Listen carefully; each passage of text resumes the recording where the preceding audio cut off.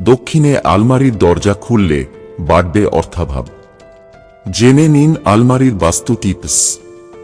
বাস্তুশাস্ত্র বাড়ির গুরুত্বপূর্ণ আসবাব রাখার সঠিক স্থান সম্পর্কে জানিয়ে থাকে। এমনই একটি অপরিহার্য ও গুরুত্বপূর্ণ আসবাব হল আলমারি।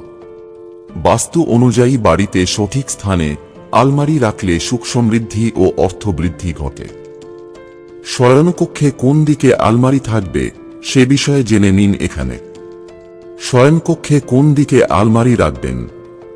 বাস্তু অনুযায়ী বাড়ির দক্ষিণ পশ্চিম দিকে আলমারি রাখা উচিত। এর ফলে শয়নকক্ষের উত্তর বা পূর্ব দিকে আলমারি খুলবে। এদিকে আলমারি রাখলে অর্থ ও সমৃদ্ধির আগমন ঘটে। দক্ষিণ পশ্চিম কোণে আলমারি রাখলে ইতিবাচক শক্তির প্রভাব বৃদ্ধি পায়।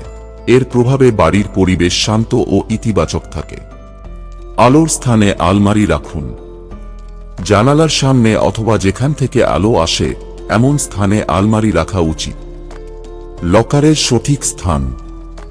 বাস্তু অনুযায়ী শয়নকক্ষের উত্তর দিকে টাকা ও অলংকার রাখা উচিত।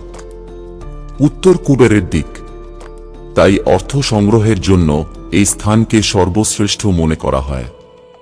আলমারিকে শয়নকক্ষের দেওয়াল থেকে দূরে রাখুন। এটি বাইরে থেকে আগত ইতিবাচক শক্তির পথের বাধা দূর করে এবং পরিবারে ধন ও সমৃদ্ধি বৃদ্ধি হয়। শয়নকক্ষের আলমারিতে আয়না লাগাবেন না। শয়নকক্ষে আলমারি লাগালে তাতে আয়না লাগাবেন না। আবার কোনো আলমারিতে আয়না লাগানো থাকলে তা যাতে বিছানার সামনে না থাকে সেদিকে লক্ষ্য রাখবেন। বাস্তু মতে শয়নকক্ষে আয়না লাগানো আলমারিকে শুভ মনে করা হয় না। একটি নেতিবাচক শক্তির প্রতীক। এর ফলে আর্থিক উন্নতি প্রভাবিত হয়।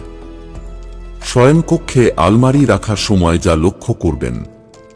১. শয়নকক্ষে কাঁচের আলমারি রাখবেন না, কাঠ বা লোহার আলমারি রাখা উচিত।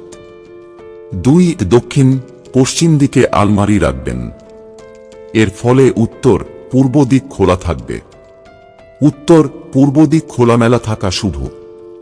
৩. শয়নকক্ষে ক্রিম বা হালকা রঙের আলমারি রাখবেন। ৪. দক্ষিণ পশ্চিম দিকে যে আলমারি রাখবেন তাতে যাতে আয়না না লাগানো থাকে। ৫. টাকা ও গহনা রাখার লকারে একটি মাত্র দরজা থাকা উচিত। ৬. আলমারির দরজা দক্ষিণ দিকে খুললে সেই পরিবারে আর্থিক অভাব লেগেই থাকে। ৭. আলমারিকে সরাসরি মেঝের ওপর রাখবেন না। কোনো স্ট্যান্ডের ওপর আলমারি রাখবেন। ৮. আলমারির মধ্যে ছোট্ট লকার থাকলে তা খালি রাখবেন না। তাতে অর্থ ও গহনা রাখা উচিত। ৯. আলমারিতে ৫ থেকে ৭টি বা কমপক্ষে ২টি রূপোর কয়েন রাখবেন। এর ফলে অর্থাভাব দূর হবে। বন্ধুরা, ভিডিওটি ভালো লাগলে লাইক করুন এবং আমাদের চ্যানেলে নতুন হয়ে থাকলে সাবস্ক্রাইব করুন। ধন্যবাদ। আপনার দিনটি শুভ হোক।